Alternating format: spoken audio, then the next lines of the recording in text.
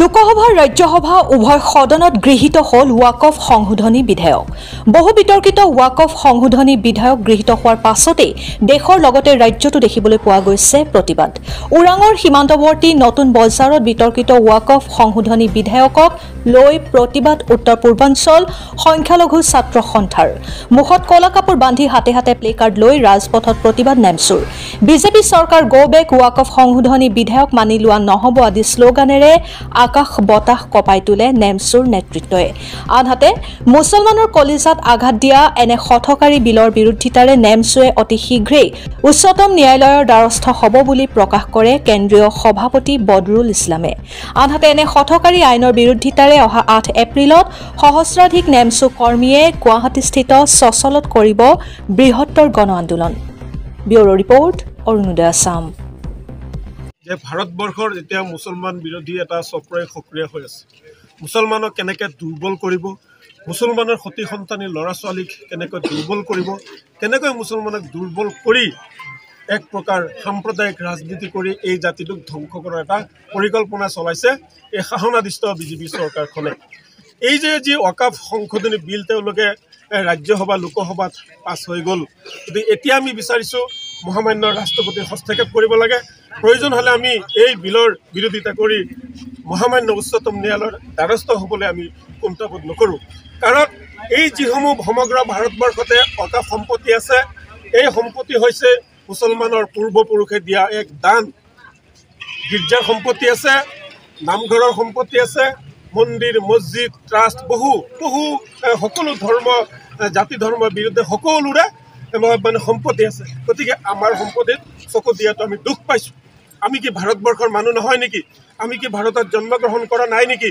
ভাৰতবৰ্ষৰ কি আমাৰ অধিকাৰ নাই নেকি? সংবিধানে কি আমাক অধিকাৰ জীয়াই থকাৰ অধিকাৰ দিয়া নাই নেকি? নে মুছলমানৰ কাৰণে ভাৰতবৰ্ষত আইন বেলেগ? কিছুদিন পিছে মুছলমানসকলক উচ্ছেদ কৰে, টাৰ্গেট কৰি উচ্ছেদ কৰে। মুছলমানসকলৰ মাজে মাজে মছজিদ ভাঙি দিয়ে, মাদ্ৰাছা ভাঙি দিয়ে, কেতিয়াবা আকৌ ঈদগাহৰ মাটি দখল কৰে। এয়া কি অৰাজকতা চলিছে? আৰু শেহতীয়াকৈ এইবাৰ মুছলমানৰ কলিজাত হাত দিছে বিজেপি চৰকাৰে। এতিয়া ভাৰতবৰ্ষৰ কোনো মুছলমান আৰু বহি নাথাকে, ৰৈ নাথাকে। মুছলমানসকলে ভাৰতত সাংবিধানিক অধিকাৰ ৰক্ষা কৰিবলৈ এতিয়া ৰাজপথত নামিব।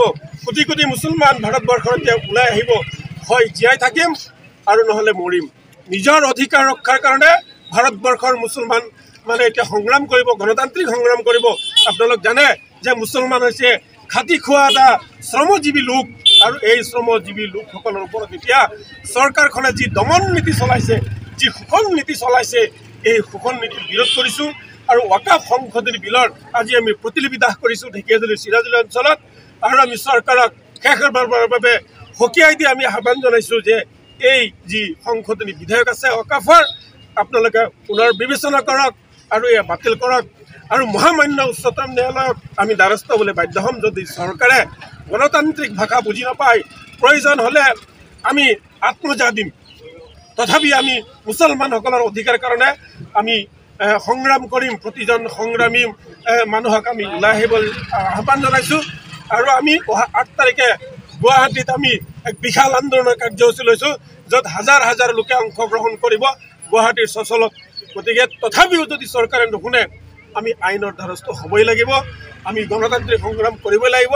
আমি আশা কৰিছোঁ আপোনালোকৰ জৰিয়তে যে চৰকাৰখনে গণতান্ত্ৰিক ভাষা বুজি পাওক, গণতান্ত্ৰিক আন্দোলনৰ মূল্য দিয়ক, আৰু সকলো জাতি জনগোষ্ঠীৰ লেখীয়াকৈ বিভিন্ন জাতি জনগোষ্ঠীৰ অধিকাৰৰ লগতে মুছলমানসকলৰ অধিকাৰ যাতে খৰ্ব কৰা নহয় তাৰ বাবে চৰকাৰখনে কাম কৰে।